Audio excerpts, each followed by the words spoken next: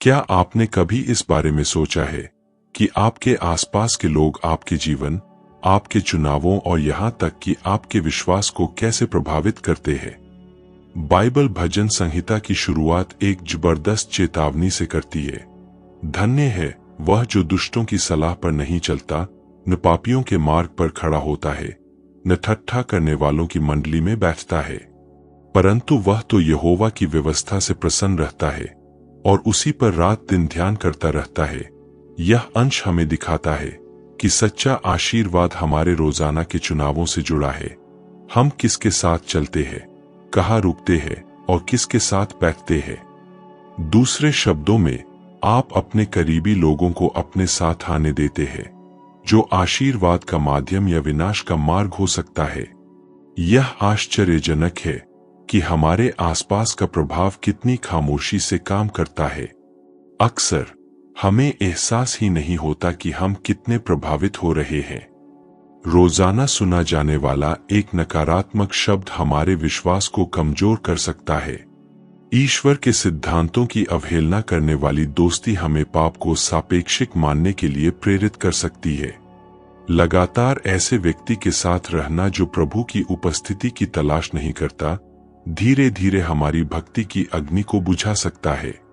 यह उस बूंद की तरह है जो दिन ब दिन पत्थर को जंग लगाती जाती है, और अनजाने में हम छोटी छोटी बातों के आगे झुकने लगते हैं, जब तक कि हम खुद को उन चीजों से दूर नहीं कर लेते जो कभी हमारे लिए पवित्र थीं।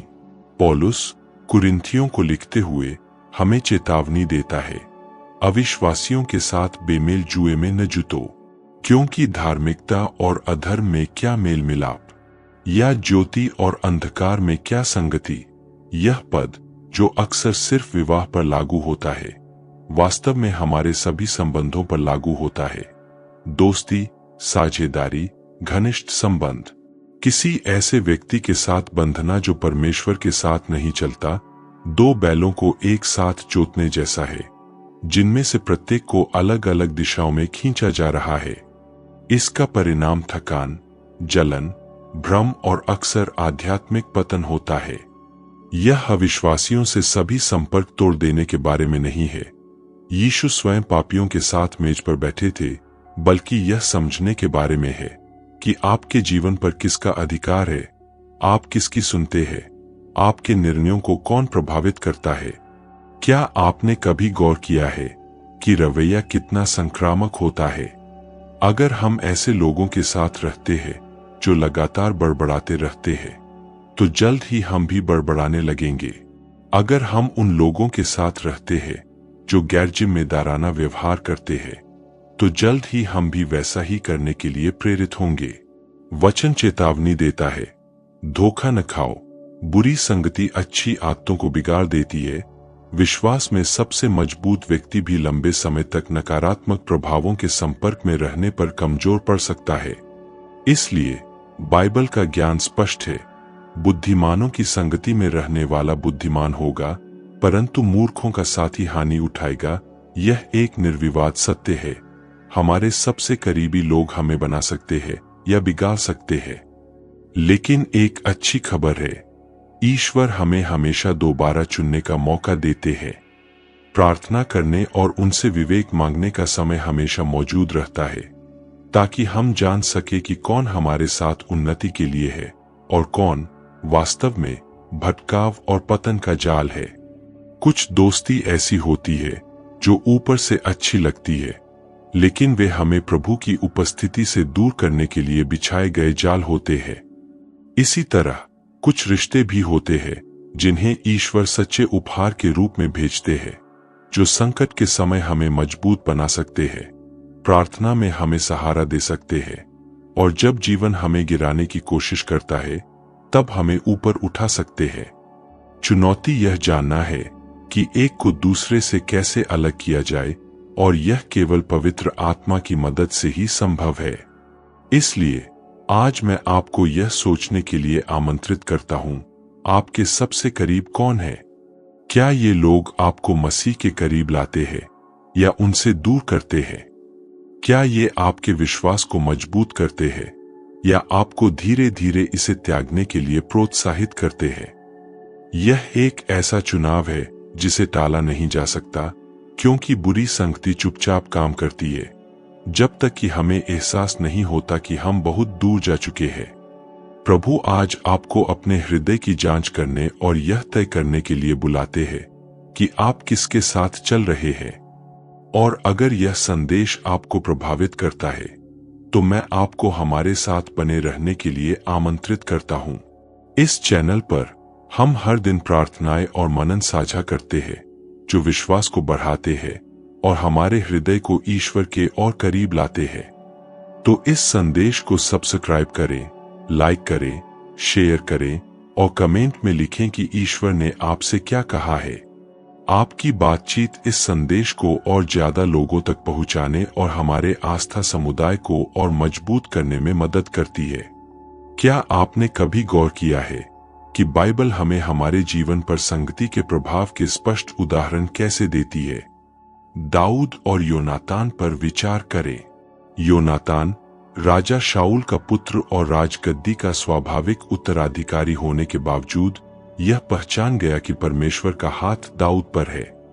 उसने वफादार रहने और अपने मित्र की रक्षा करने का चुनाव किया और इस मित्रता के माध्यम से दाऊद उत्पीड़न और खतरे के समय में मजबूत हुआ। यह उस मित्रता का चित्रण है जो परमेश्वर से आती है।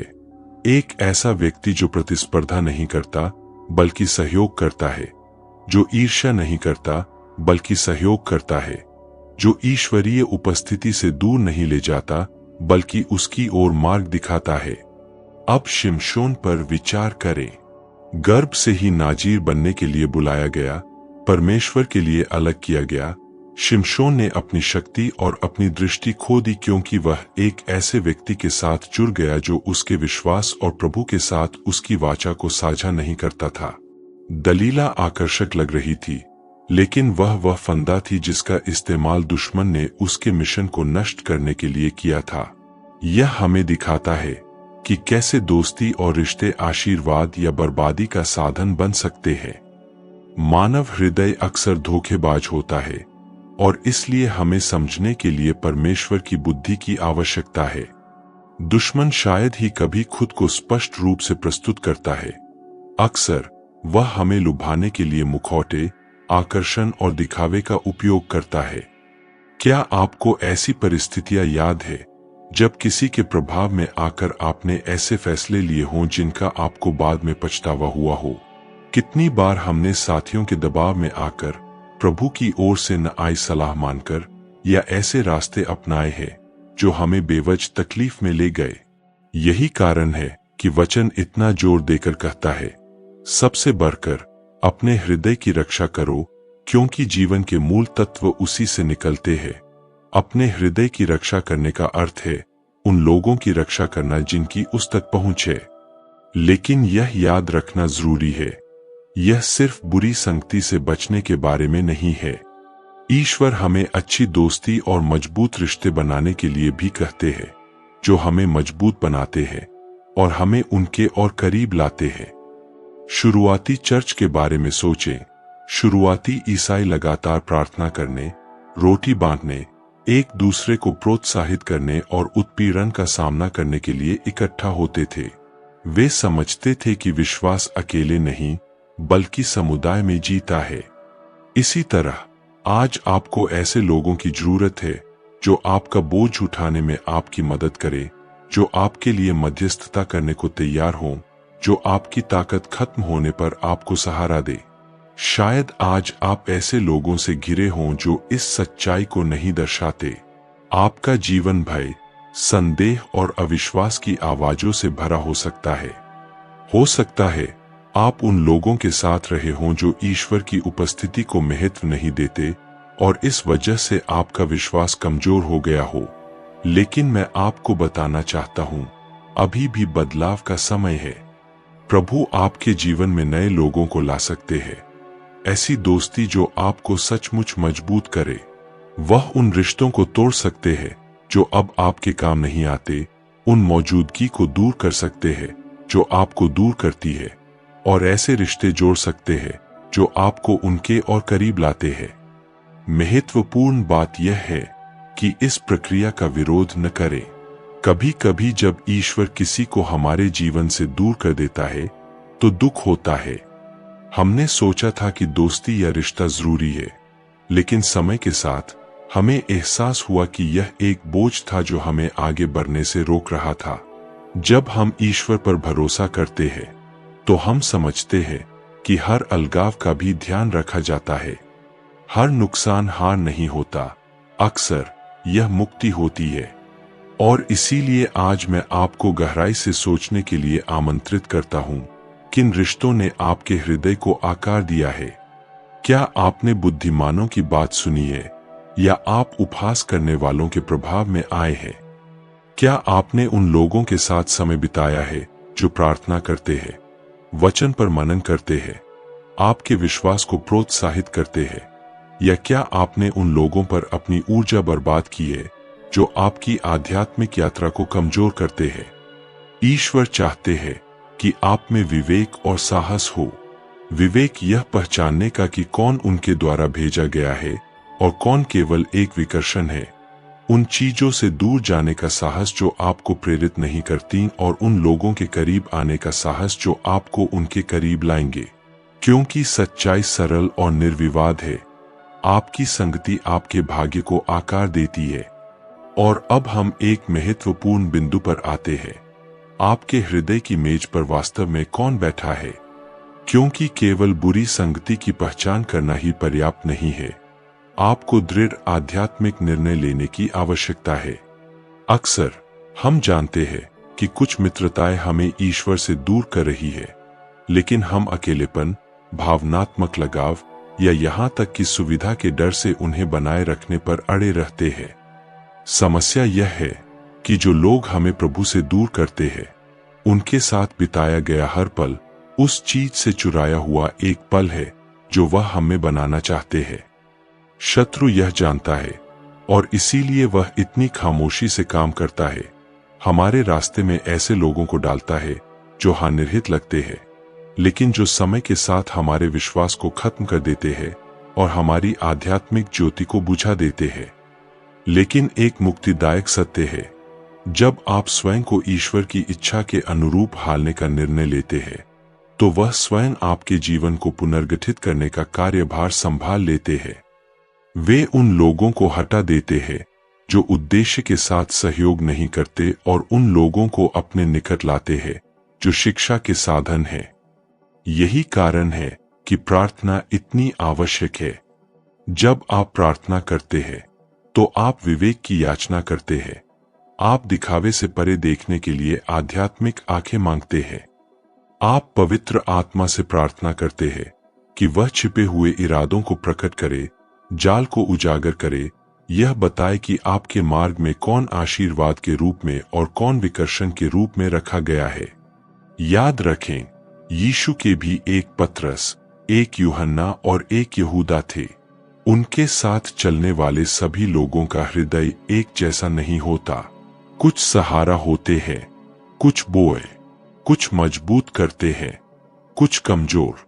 लेकिन अगर गुरु को भी इसका सामना करना पड़ा तो आपको भी करना होगा। अंतर सचेत रहने में है, बुरी संगति को अपने हृदय में जड़ न जमाने देने में है। और शायद आज आप खुद से पूछ रहे होंगे, लेकिन मैं उस व्यक्ति के साथ कैसे पेश आऊं जिससे मैं प्यार करता हूं, लेकिन जो मुझे ईश्वर से दूर करता है? इसका जवाब प्रेम और सीमाओं के बीच संतुलन में निहित है। आप प्रार्थना कर सकते हैं, आप मध्यस्थता कर सकते हैं, आप गहराई से प्रेम कर सकते हैं, लेकिन आपको ईश्वर की उपस्थिति से दूर होने की हद तक चिपके रहने की जरूरत नहीं है। आप प्रकाश बन सकते हैं, लेकिन आपको अंधकार को अपने जीवन पर हावी नहीं होने देना चाहिए। एक ईसाई होना सिद्धांतों से समझौता किए बिना प्रेम करना है। यह क्रूस को नजरअंदाज किए बिना दूसरों तक पहुंचना है। अच्छी खबर यह है कि जब आप बुद्धिमानों के साथ चलने को तैयार होते हैं, तो परमेश्वर न केवल आपके हृदय की रक्षा करता है, बल्कि आपके जीवन के फल भी बढ़ाता है। वह आपको ऐसे दोस्त देता है जो आपके लिए प्रार्थना करते हैं, जो आपको भूल जाने पर वादे याद दिलाते हैं, जो सबसे कठिन क्षणों में आपका साथ देते हैं।